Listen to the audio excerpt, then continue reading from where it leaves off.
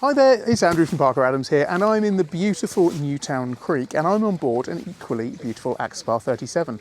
Now this Axopar, you may already notice, is a little bit different. This is an Axopar 37 cross cabin with a wet bar, which means you get all of this space at the back, and from my point of view, this boat really does epitomise the Axopar adventure boat feeling for many, many reasons, but one of my favourite ones is outside cooking. What an amazing place to be, here in Newtown Creek, cooking your sausages up on here in an amazing amount of space. So this is going to be a walkthrough tour on this boat, and this boat has been really set up by the owners to spend lots and lots of time on board, and they've used it exactly as this boat is designed. It's even been to the Isles of Scilly. Looking forward to showing you the rest of the tour.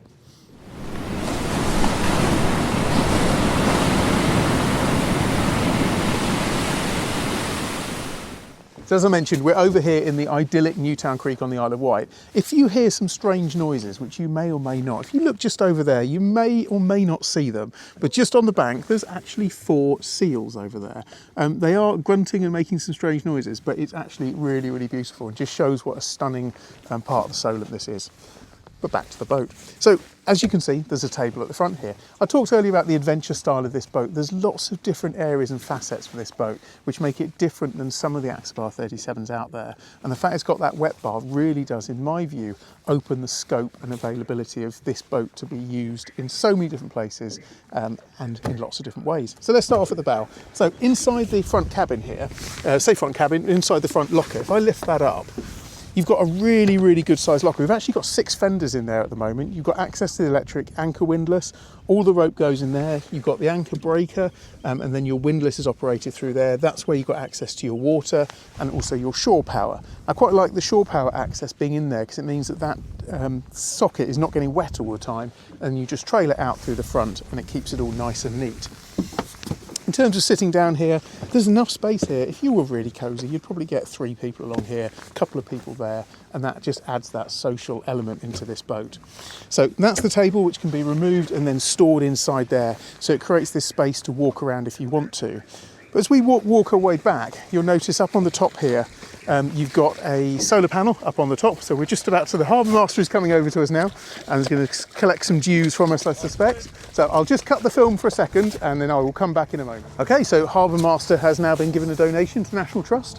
So up on the top here you have a solar panel. Now that provides just a trickle charge for the battery system. The solar panel wise, it's not going to keep you sustained for long periods of time, but it will mean that the battery is nicely topped up. If you were to leave it on a mooring over the week, when you come back it would be nicely topped up again. But what you have on this boat, and I'll talk a bit more about that later, is a really significant lithium-ion battery bank. Now that battery bank allows anybody using this boat to stay on anchor for probably up to about 36 hours, utilising the fridges, utilising the hot water tank as well. So it's got a hot water tank on it so you can have a nice warm shower. And that again just adds that really nice adventure element to the boat. So solar panel there just to top up the batteries, but a really significant battery bank on it. As you walk down, always love the big wide side access down here on the Axopar, and then as you step into the cabin, one of the things that is really, really good on this boat and different than some of the Axopar 37s is you have a lot more storage space because you don't have that back cabin area. But in terms of the front, this is pretty familiar. I've done a few walkthrough tours on the Axopar 37 cabin. This is standard. But what you do have on this particular boat is you've got the glass cockpit screen. So you've got 2 Simrad displays which are tucked underneath that single piece of glass, and it does look really, really nice just being in that one sheet. As standard, you've got your bow thruster, you've got your trim tabs, the boat's fitted with heating, little wireless charging points around the place as well, and this really useful shelf. I was just chatting to the owner earlier and saying how useful this is just to stick things into, and then underneath here, place for your charts, etc. I mentioned this boat has been used properly for adventuring. So this boat went off to the Isles of Scilly, went all the way down there, and that's a proper great thing to do. The owner was saying earlier how he screenshotted the chart plotter, has got a little thing saying the boat was in the Isles of Scilly. It's quite a cool thing to do on there. Engine hour wise, this boat's been used but really beautifully maintained. So it's about halfway through its maintenance cycle at the moment, and it had its last service in April, and it's done about 50 hours since then. But about 440 hours on the engine. So hidden away in here is the cabin. If I slide that across, then I'll actually take the camera here and just show you down here. And there are different configurations the Axopars can have down here, but this particular one is set up so that this here is your bathroom area. So if I go through into the main cabin and then come back to the bathroom area, I'll show you. So a really good sized cabin in here. You've got LED lighting all the way through. You've got heating vents in here as well. You've got lots of light coming in through the skylights up at the top here, like the little touches like the LEDs around the top. Nice amount of ventilation coming into here as well. You've got shore only on that particular socket there, but there are other sockets which run through an inverter through the battery bank as well. I like the couple of little seats here in this area, and it's just a really cosy cabin. Nice place to be. And then this bathroom area here, so this becomes your shower area, and then your shower is just tucked behind this screen. So that then is your shower. So this any water just drains down into this area and is then pumped out with a sump pump. And then the heads, electric flush toilet just inside here, and then there you have hot and cold running water, as well as your array of switches and battery banks up there.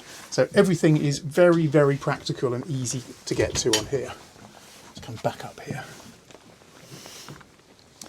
And then at the back, again, it's incredibly familiar. Those of you that have seen other Axopar 37 videos, this is exactly the same. The table system itself just folds out, and there you have a beautiful table, enough space to sit, I would say 4 to 5 people around here, and you can turn these seats around as well, so then you can turn the seats, which makes a dining room here probably 6 people.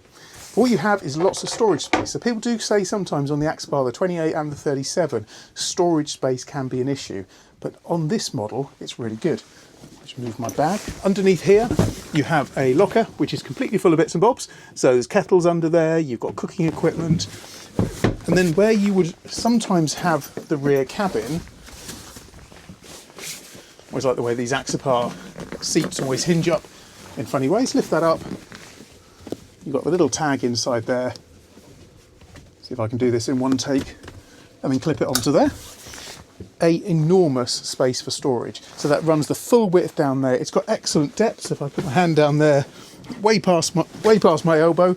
So that is a huge amount of storage space. And nestled underneath there is the lithium power pack. Now that's been fitted onto the boat just to give that extra ability to stay on anchor and in special places for longer. It's connected up to some of the shore power connections through an inverter, so it's easy to run the kettle and things like that when you're at anchor. I'll clip that up again.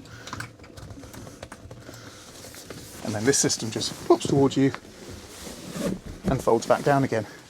So that is the difference of not having a cabin down there. Huge amount of storage space. And I have to ask the question, how many times on an Axopar 37 do you have 4 people staying on board? So just having the one cabin on board does give you lots and lots of versatility for other reasons as well.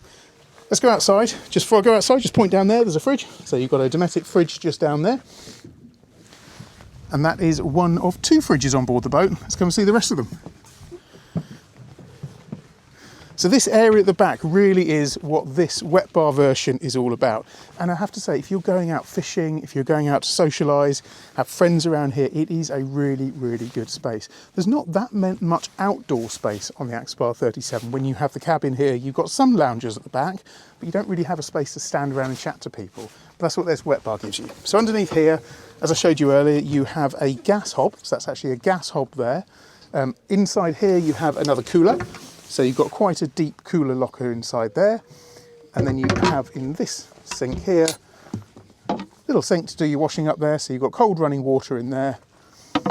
But storage wise, look at all the space you get inside here. It's properly like a galley. You've got all pots, pans, plates. You can see how this couple have used this really, really well. And inside there, again, all the glasses, cutlery, crockery. Now you don't normally see that on Axopar because most people don't tend to go away on them and spend that much time on the Axopar 37, but this boat lends itself to being able to do that. You've got the seats here, so there are 3 seats that sit at the back here. So again, on the normal 37, you don't have any seating at the back unless you're perched on a sunbed. And I always say to people, if you're perched on the back, do hold on to the top because you could easily fall off, whereas here, you can hunker yourself in really, really nicely.